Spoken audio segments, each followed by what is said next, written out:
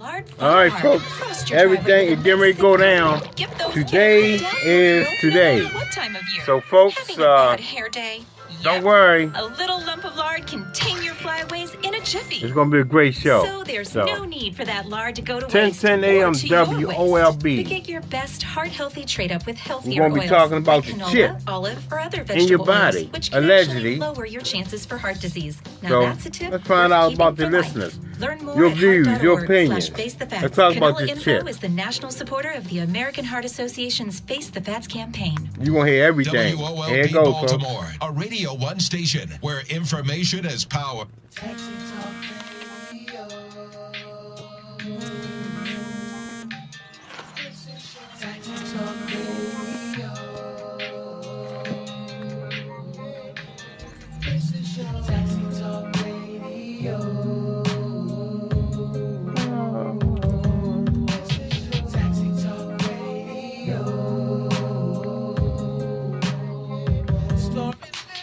Taxi driver.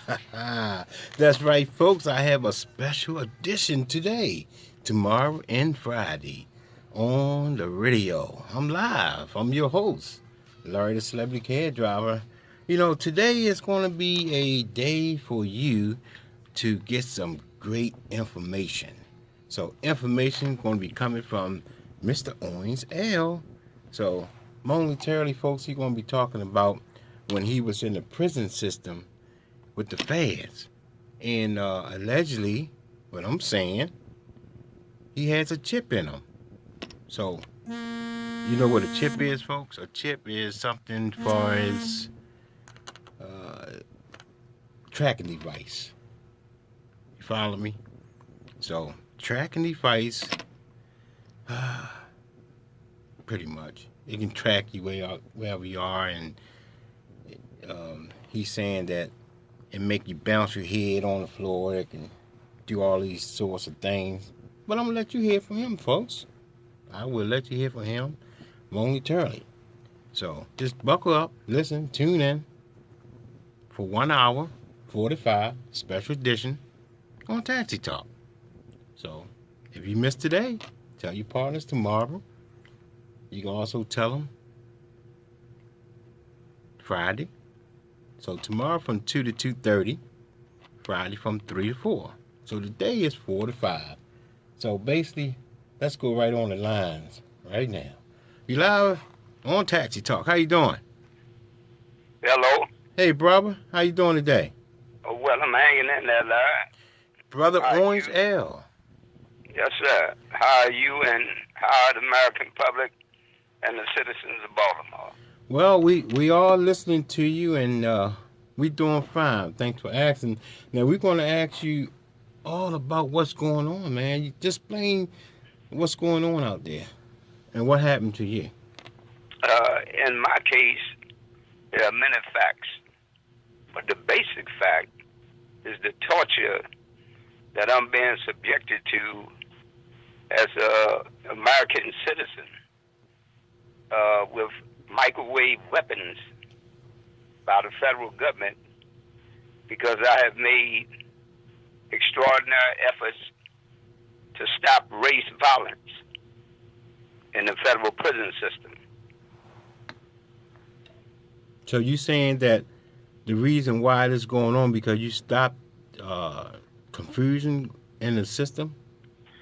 Yes, in the words of Mr. J.D. Crook, an assistant United States attorney, who was the supervisory U.S. attorney for the U.S. Department of Justice at Florence, Colorado in 2001, he told Dr. Osagi, I want y'all to stop assaulting Mr. Owens-Ill with them holographic screens, electromagnetic beam energy, and I'm not going to let y'all take his life because he's helping me to save American lives in my effort to stop the race war. Yeah, can you elaborate on race war? What that mean? In the U.S. Department of Justice, the Federal Bureau of Prisons, there's over 50 federal prisons. There's over 15 United States penitentiaries, and the ADX is Alcatraz number 3, and that's where I was at. And I'm not a gang member. I'm a member of the Moorish Science Temple of America.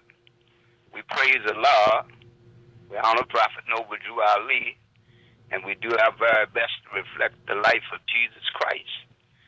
So, during my 30-year tenure in the federal prison system, I was a rather lonesome man.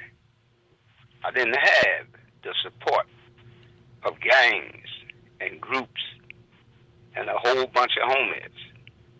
In fact, very few dudes from Baltimore ever wind up in Alcatraz number 3. I was there because I was falsely accused of assaulting an officer. And strange as it might seem to hear me say this to you today, I got written evidence of it.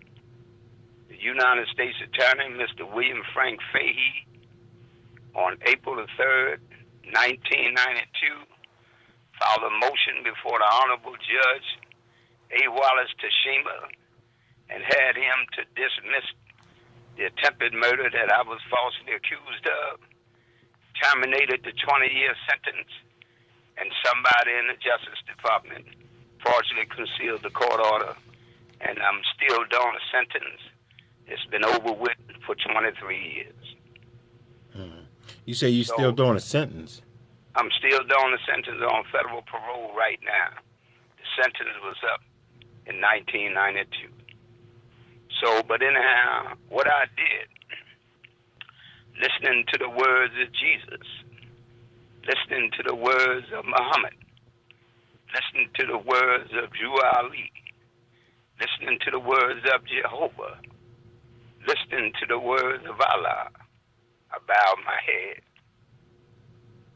And when I bowed my head, I picked up the Constitution of the United States as directed by the Attorney General. When you go into federal prison, they give you what they call admission and orientation. The officer gives you a handbook, and they tell you, you here to die, or you here to rehabilitate yourself. We don't have a rehabilitation program for you. But what we have for you is the education department and the law library. You do not settle your problems with violence, and you do not disrupt the orderly running of the institution. So, I prayed, and I still pray. I went to school. I got my GED, and I got 46 prison college courses. And I mastered the Bill of Rights word for word, and I started helping our inmates, helping myself, helping people in the street with the law. And I started to retroactively invalidate the probable cause in my own false imprisonments. And the government got mad at me. Mm-hmm.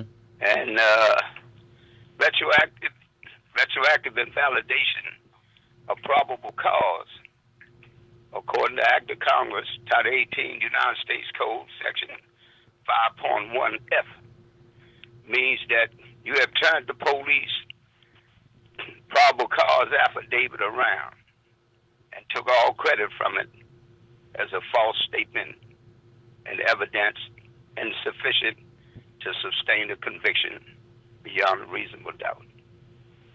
And when I was able to grasp these concepts and utilize these theories in law, I got threatened by a man named Mr. Danny Shaw, in-house FBI agent, and Mr. Mark Collins, unit manager. They told me to drop the lawsuit for $100 million that the Honorable Mr. Kern the Attorney General of the state of Maryland told me to file because I had been placed in Maryland prisons as a so-called black child for nonviolent crime in 1968 and stayed in there 6 years in the Maryland Penitentiary under the worst conditions and got stabbed 3 times, got 2 teeth stomped out, got 3 ribs broken, got 4 holes put in my head, essentially. And next day, they took my pants, hit them out of rope, put it around my neck, and drug me around the cell. That's just some of the stuff that I've been subjected to as a result of being a so-called black boy or Moorish American in Baltimore City who I was a basketball star and a mathematics expert when I was young. Mm-hmm. My father and mother got separated, and I wound up stealing to keep food in my stomach and in the stomach of my little sisters and brothers. And they wanted you to drop the lawsuit that you were filing for $100 million. Yes, sir. Did you drop it? No. I'm still fighting it today. It's been 46 years. According to a couple of attorneys who I've not been able to hire because I don't have money, they said that I have a right to be able to resubmit the case based on fraud by an attorney named Mr. Paul Gardner, who took $5,000 from my family, and he had been disbarred. So he had been disbarred by the highest court in the state of Maryland, and they said that this case can be resubmitted.